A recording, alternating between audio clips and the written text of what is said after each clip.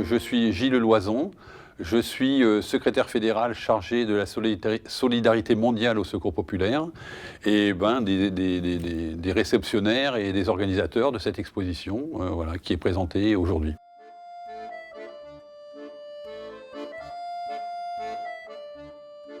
Alors la retirada en français ça veut dire la retraite. Donc c'est le moment où l'ensemble des troupes républicaines, qui en fait étaient eux qui avaient le pouvoir qui avaient été élus par les urnes, en fait, ont été battus par les troupes franquistes. Et donc, ils ont été dans l'obligation de passer la frontière. Et ce passage à la frontière s'appelle la retirada. Il faut savoir quand même qu'il y a eu 500 000 personnes qui ont passé la frontière. Donc, il y a eu dans un premier temps les femmes, à partir du 23 janvier. Et puis, à partir du 12 février, ce sont les hommes, en fait, qui ont pu avoir la possibilité de passer la frontière.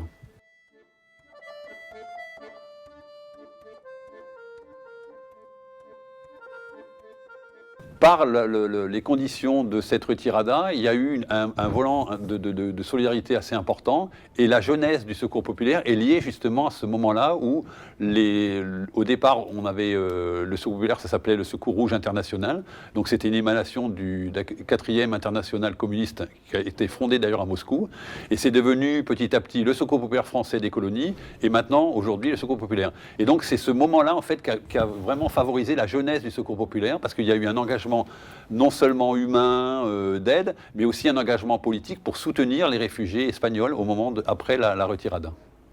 Donc en fait, cette exposition, ce qui vous est montré dans l'exposition, c'est surtout à partir d'archives en fait, qu'il y a eu un gros travail de dépouillage d'archives. Et donc ce sont vraiment ces histoires qui sont à la fois relatées bien sûr par des textes, parce qu'il en fallait, mais aussi par beaucoup d'images qui sont des images emblématiques de cette période-là. En concernant en fait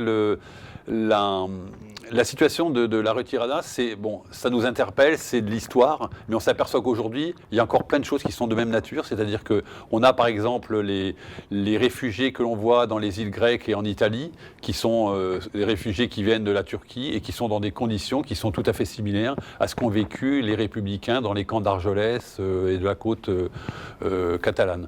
Et donc, en fait, on s'aperçoit que l'histoire bégaye toujours, et c'est ça qui est vraiment éprouvant. On se dit que on commémore, mais aussi il ne faut pas oublier aussi qu'on se mobilise pour justement aujourd'hui de nouveaux exilés, de nouveaux personnes qui sont dans les mêmes conditions qu'ont vécu les républicains à ce moment-là.